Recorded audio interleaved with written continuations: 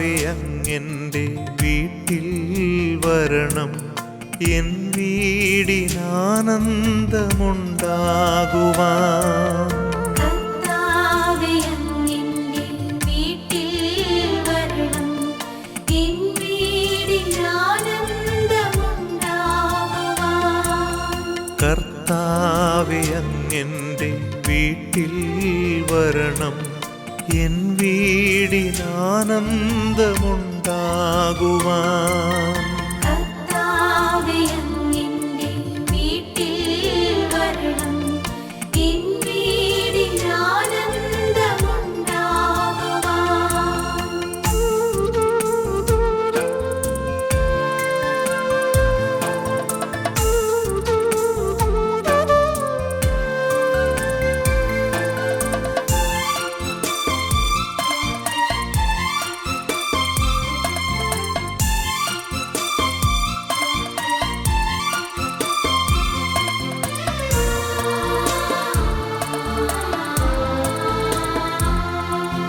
കർത്താവേ അങ്ങെൻ്റെ വീട്ടിൽ വരണം, എൻ വീട്ടിൽ ശാന്തിയുണ്ടായിടുവാൻ. കർത്താവേ അങ്ങെൻ്റെ വീട്ടിൽ വരണം, എൻ വീട്ടിൽ സൗഖ്യമുണ്ടായിടുവാൻ. കർത്താവേ അങ്ങെൻ്റെ വീട്ടിൽ വരണം, എൻ വീടിനാനന്ദമുണ്ടാകുവാൻ.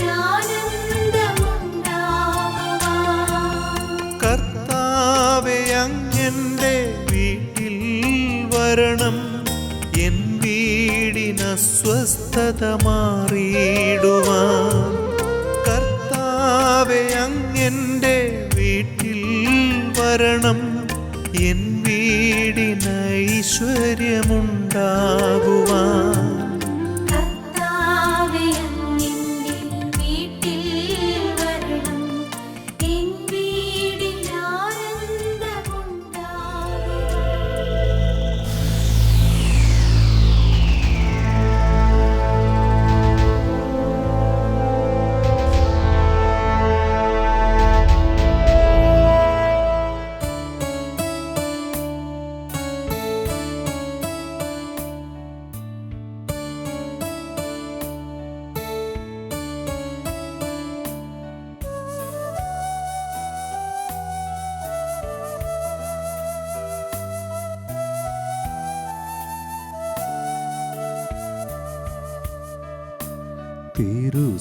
തിരുസക്രാരിയിൽ നിന്നും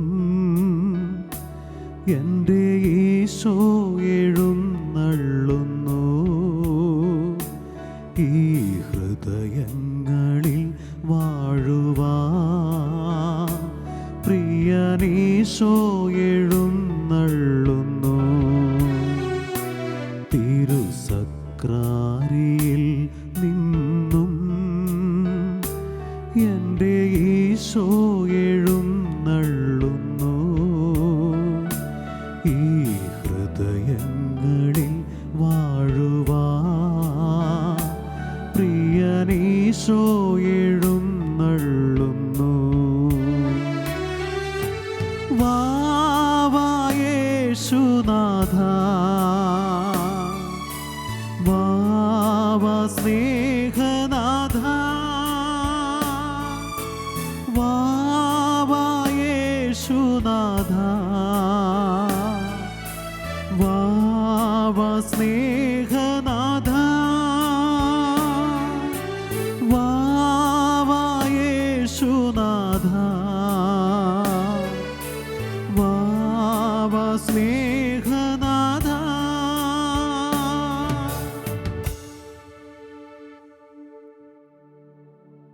ഈ നിമിഷം ആരാധനയുടെ മുമ്പിലിരിക്കുമ്പോൾ ക്രിസ്തുനാഥൻ്റെ വായിൽ നിന്ന് തന്നെ എന്താണ് യഥാർത്ഥമായ ആരാധന എന്ന് നമ്മൾ കേൾക്കുന്നുണ്ട്. യോഹന്നാൻ്റെ സുവിശേഷം 4-ാം അധ്യായത്തിൽ ഈശോ കണ്ടുമുട്ടുന്ന സമരിയാക്കാരി സ്ത്രീയോട് ഈശോ പറയുന്ന വചനമുണ്ട്. സ്ത്രീയെ, നീ എന്നിൽ വിശ്വസിക്കുക. ആ മലയിലോ ഈ മലയിലോ അല്ല, ആത്മാവിലും സത്യത്തിലുമുള്ളതാണ് യഥാർത്ഥമായ ആരാധന. ആത്മാവിലും സത്യത്തിലും ആരാധിക്കുന്നവരെയാണ് പിതാവ് തിരയുന്നതും. ഈ നിമിഷം നമ്മുടെ ജീവിതത്തിലെ ഓരോ നിയോഗങ്ങളെയും, അത് ചെറുതാകട്ടെ വലുതാകട്ടെ, തമ്പുരാന്റെ നടയിലേക്ക് ചേർത്ത് വെച്ചുകൊണ്ട്, ഈശോയെ, എൻ്റെ ജീവിതം തന്നെ നിനക്ക് ഞാൻ തരുന്നു എന്ന് പറഞ്ഞുകൊണ്ട് ഈ ആരാധനയിലേക്ക് ഭക്തിയോടെ നമുക്ക് പ്രവേശിക്കാം. പരിശുദ്ധ പരമമാ ദിവ്യകാരുണ്യമേ, ഇന്നുമെന്നും അങ്ങേക്കാരാധന. പരിശുദ്ധ പരമമാ ദിവ്യകാരുണ്യമേ, ഇന്നുമെന്നും അങ്ങേക്കാരാധന. പരിശുദ്ധ പരമമാ ദിവ്യകാരുണ്യമേ, ഇന്നുമെന്നും അങ്ങേക്കാരാധന.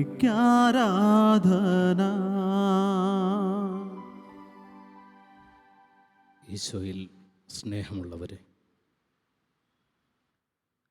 നമ്മുടെ ഹൃദയങ്ങളെ ശുദ്ധീകരിക്കുന്ന എല്ലാത്തരം അശുദ്ധികളിൽ നിന്നും നമ്മെ പിഴുതുമാറ്റി വിശുദ്ധരാക്കുന്ന ജോഷുവ പ്രയറിൻ്റെ ഈ ദിവസം ഒരു ചോദ്യം നമുക്ക് നമ്മോട് തന്നെ ചോദിക്കാം. എൻ്റെ വീട് പ്രതീക്ഷയുടെ ഒരു വീടാണോ? പ്രത്യാശയുള്ള ഒരു വീടാണോ? ജെറമിയ പ്രവാചകന്റെ പുസ്തകം 17-ാം അധ്യായം 7-ാം തിരുവചനം ഇപ്രകാരമാണ്: ദൈവത്തിൽ ആശ്രയിക്കുന്നവൻ അനുഗ്രഹീതൻ, അവൻ്റെ പ്രത്യാശ കർത്താവ് തന്നെ. അവൻ ആറ്റുതീരത്ത് നട്ട വൃക്ഷം പോലെയാണ്, അവൻ്റെ വേരുകൾ ഇങ്ങനെ വെള്ളത്തിലാണ്. വേനലും വരൾച്ചയും അവനെ തൊടുന്നില്ല, അവൻ്റെ ഇലകൾ പച്ചയാണ്. ഇലകൾ പച്ചയാകുന്ന ജീവിതത്തിൻ്റെ പേരാണ് പ്രതീക്ഷ. ഇലകൾ പച്ചയാകുന്ന ജീവിതത്തിൻ്റെ പേര്. നമ്മൾ ഈ ക്രിസ്മസിന് ഒരുക്കമായിട്ട് ഈ ജോഷുവ പ്രയറിലൂടെ സഞ്ചരിച്ചു കൊണ്ടിരിക്കുമ്പോൾ ജോഷുവ പ്രയറിൻ്റെ ക്ലൈമാക്സ് എന്ന് പറയുന്നത് 10-ാം അധ്യായത്തിലാണ് ഈ പ്രാർത്ഥന കിടക്കുന്നത്. ഈ 10-ാം അധ്യായത്തിലെ ജോഷുവ പ്രയർ ഒരു പ്രതീക്ഷയുടെ പ്രയറാണ്, പ്രാർത്ഥനയാണ്. അതിങ്ങനെ പത്തരമാറ്റിൻ്റെ തിളക്കം നമുക്ക് തരുന്ന 10 ആവർത്തി വായിച്ച് വായിച്ച് പ്രതീക്ഷ നിറയ്ക്കേണ്ട ഒരു സംഭവമാണത്. അതിൻ്റെ കോണ്ടെക്സ്റ്റ് നമ്മൾ ആദ്യം മനസ്സിലാക്കണം. ജോഷുവ 10-ാം അധ്യായം 12-ാം തിരുവചനത്തിലാണ് ഈ പ്രാർത്ഥന ചൊല്ലുന്നത്. വളരെ ശ്രദ്ധിച്ച് കേൾക്കേണ്ട ഒരു പ്രാർത്ഥനയാണത്. സൂര്യ, നീ ഗിബയോനിൽ അനങ്ങാതെ നിൽക്കുക. ചന്ദ്ര, നീ അയ്യലോൺ താഴ്വരയിൽ നിശ്ചലമായി നിൽക്കുക. ആ ഒരു മനുഷ്യൻ്റെ പ്രാർത്ഥന കേട്ട് സൂര്യൻ ഒരു ദിവസം അസ്തമിക്കാതെ നിന്നു. പിന്നീട് വചനം പറയുന്നത് ഇങ്ങനെയാണ്: അതുപോലെയുള്ള ഒരു സംഭവം ദൈവം ഒരു മനുഷ്യൻ്റെ വാക്കുകേട്ട് ഒരു ദിവസത്തെ സൂര്യനെ അസ്തമിക്കാതെ നിർത്തിയ ഇതുപോലത്തെ ഒരു സംഭവം അതിന് മുമ്പോ അതിന് പിമ്പോ ഉണ്ടായിട്ടില്ല. ഇതാണ് ഈ ജോഷുവ പ്രയറിൻ്റെ വ്യത്യസ്തത.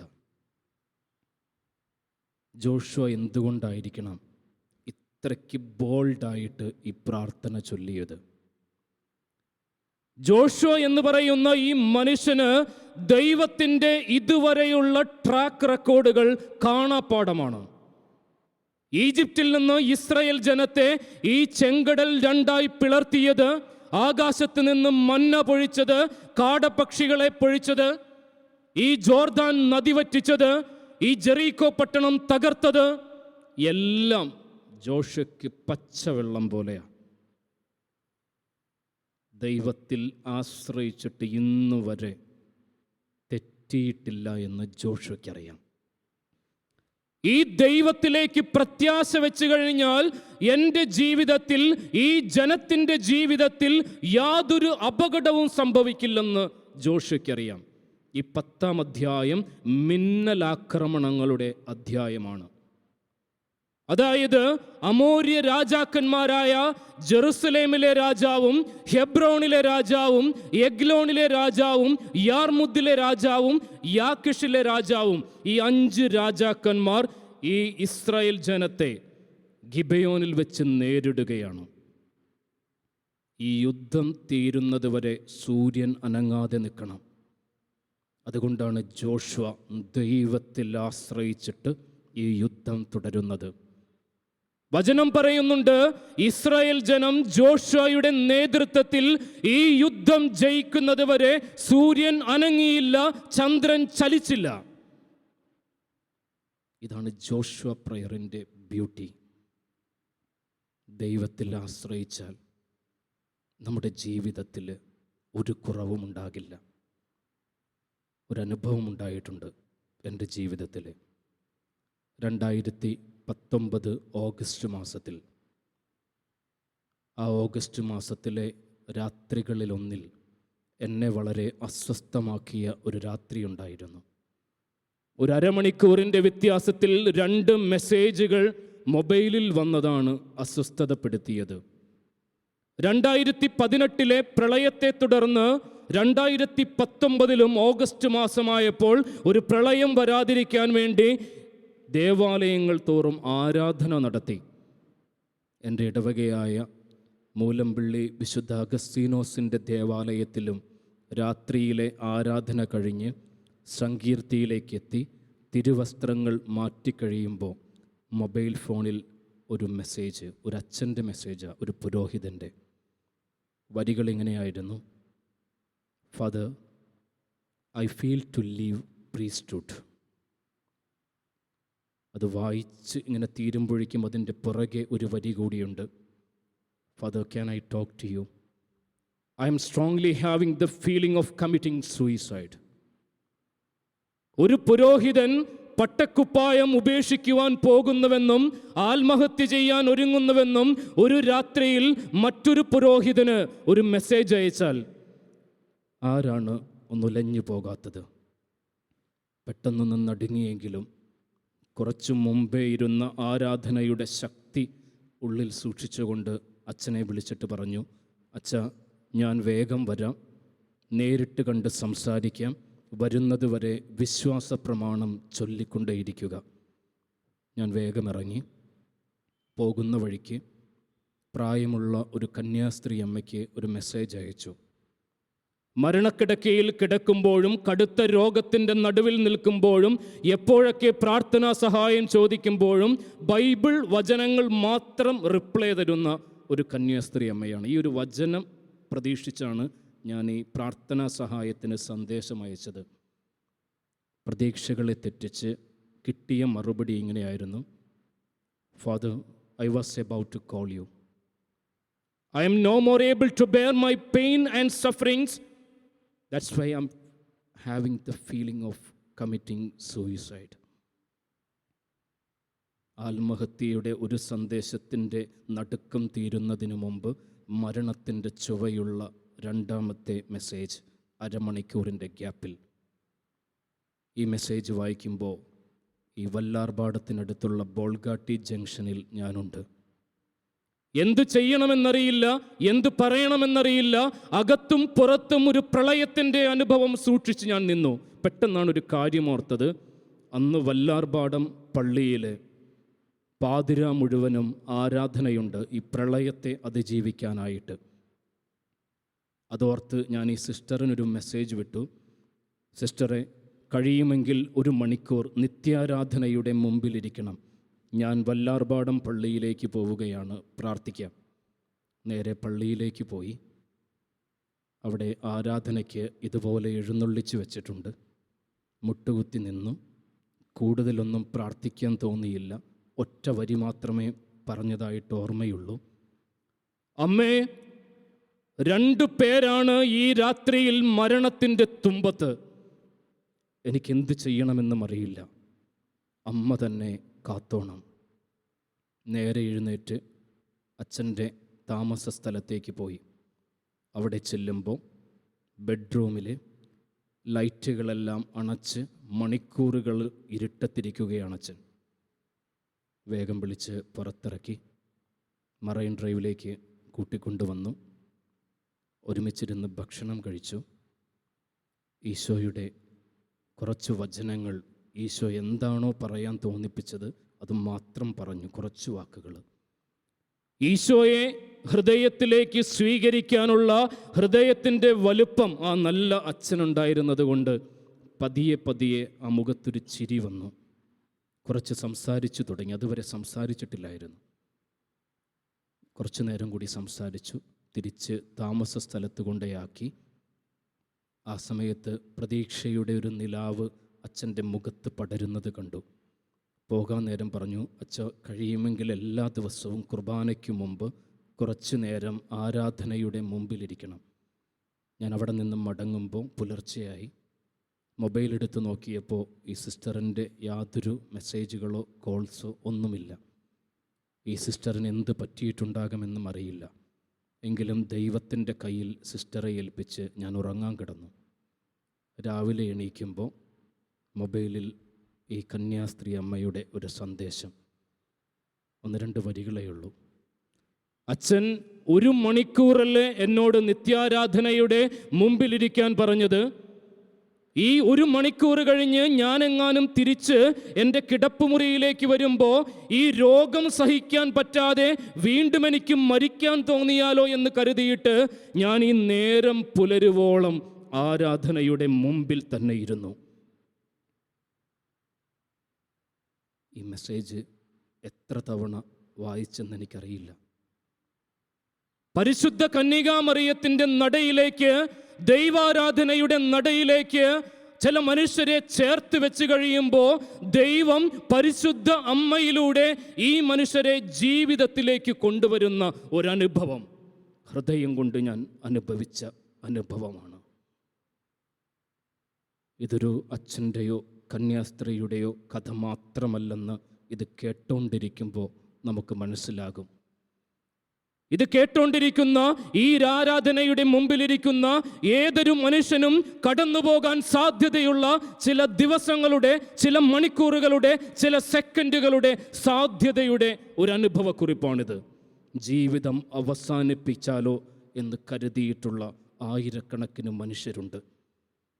ജീവിതത്തിൽ ഇങ്ങനെ നിരാശകൾ കട്ടപിടിച്ചു വരുമ്പോൾ, ഇനി പച്ച പിടിക്കാൻ യാതൊരു അവസരവുമില്ലെന്ന് തോന്നിക്കഴിയുമ്പോൾ, കൂടെ നിൽക്കാൻ ആരുമില്ലെന്ന് ഉറപ്പായി കഴിയുമ്പോൾ, ആയിരക്കണക്കിന് മനുഷ്യരുടെ മനസ്സിലേക്ക് രാത്രികളിലും പകലുകളിലും ഈ ചിന്ത കടന്നു വന്നിട്ടുണ്ട്.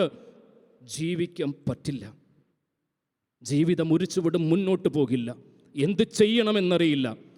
പ്രിയമുള്ളവരെ, ഇന്ന് ഈ ജോഷുവ പ്രയറിൻ്റെ ഈ ആരാധനയുടെ നേരത്തിരിക്കുമ്പോൾ ഈ ജോഷുവ ദൈവത്തിലേക്ക് മുഴുവൻ വിശ്വാസവും അർപ്പിച്ചുകൊണ്ട് 4 പാട് നിന്ന് 5 രാജാക്കന്മാര് ജോഷുവയ്ക്കെതിരായിട്ട് തിരിഞ്ഞു കഴിഞ്ഞപ്പോൾ ജോഷുവ ദൈവത്തിൽ ആശ്രയിച്ചു, ദൈവത്തിൽ പ്രതീക്ഷ വെച്ചു, ആ യുദ്ധം ജയിച്ചു.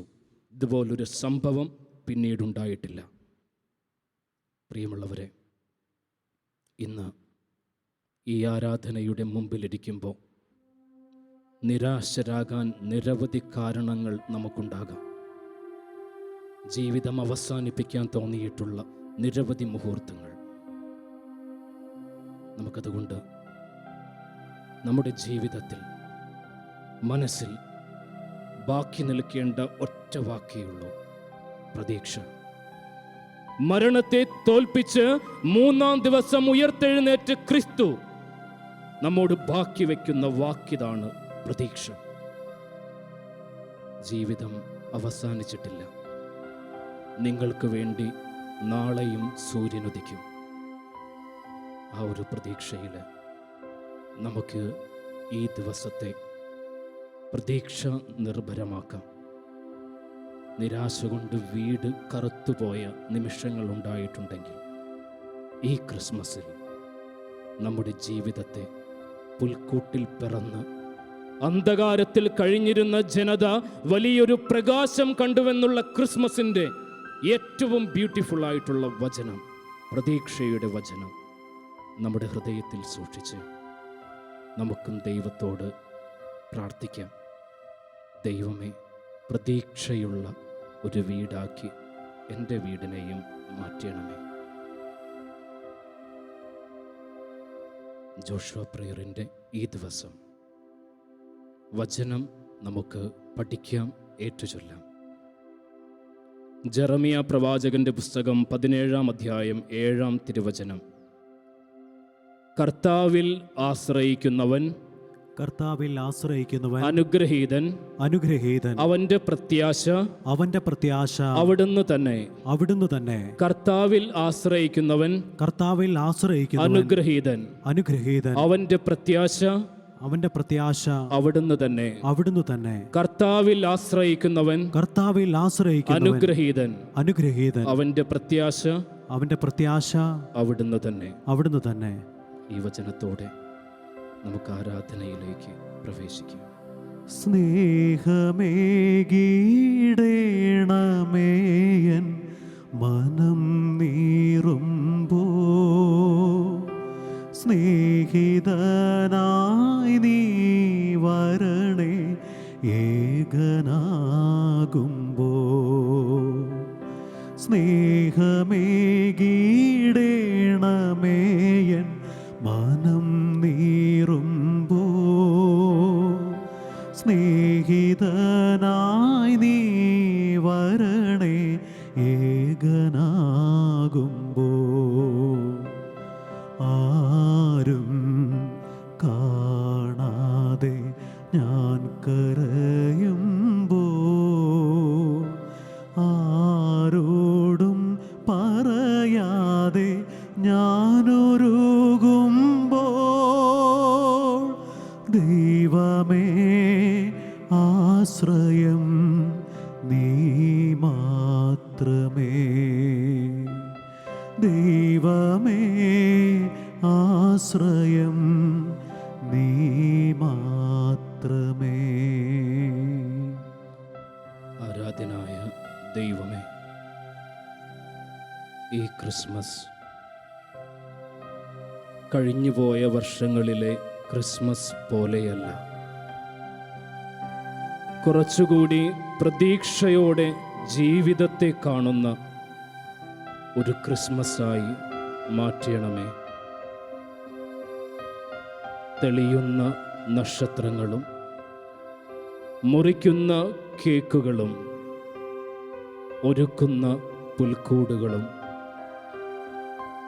എൻ്റെ ജീവിതത്തിൻ്റെ ഏതെങ്കിലും കാലഘട്ടത്തിൽ, ഏതെങ്കിലും ദിവസത്തിൽ, ഏതെങ്കിലും മണിക്കൂറുകളിൽ നിരാശ വന്നു പോയിട്ടുണ്ടെങ്കിൽ, ജീവിതത്തിൽ നിന്ന് പുറത്തു കടക്കാൻ എനിക്ക് പറ്റില്ല എന്ന് തോന്നിയിട്ടുള്ള സെക്കൻഡുകൾ വന്നു പോയിട്ടുണ്ടെങ്കിൽ, ദൈവമേ, പ്രതീക്ഷയോടുകൂടി ഒരു വട്ടം കൂടി ഉണർന്നെഴുന്നേൽക്കുവാനായി നീ ഞങ്ങളെ സഹായിക്കണമേ. യേശയ്യാ പ്രവാചകന്റെ പുസ്തകം 41-ാം അധ്യായം 13-ാം തിരുവചനം. മകനെ, നീ ഭയപ്പെടേണ്ട, ഞാൻ നിന്റെ വലതു കൈ പിടിച്ചിരിക്കുന്നു. നീ വീഴാതെ ഞാൻ കാത്തുകൊള്ളാം. പ്രിയമുള്ളവരെ, ഈ നിമിഷം നമ്മുടെ കുടുംബത്തെ, ഭാര്യയെ, ഭർത്താവിനെ, മക്കളെ, എൻ്റെ പരിചയക്കാരെ, കൂട്ടുകാരെ, എല്ലാവരെയും ഈ ആരാധനയിലേക്ക് ചേർത്ത് വയ്ക്കാം.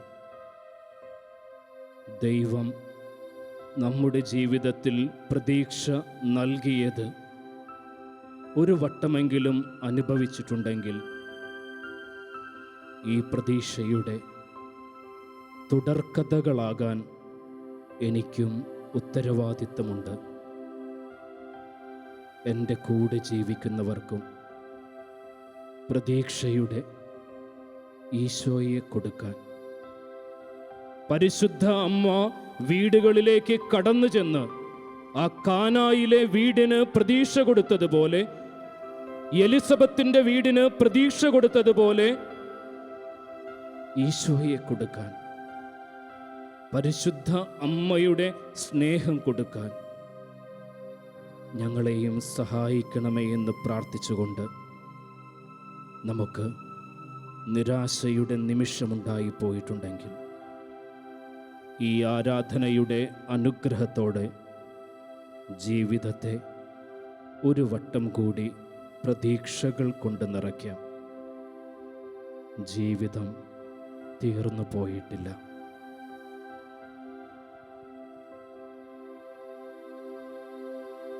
ദൈവമേ, ആശ്രയം നീ മാത്രമേ. ദൈവമേ, ആശ്രയം നീ മാത്രമേ. യേശുവേ, ആശ്രയം നീ മാത്രമേ. യേശുവേ, യേശുവേ, യേശുവേ.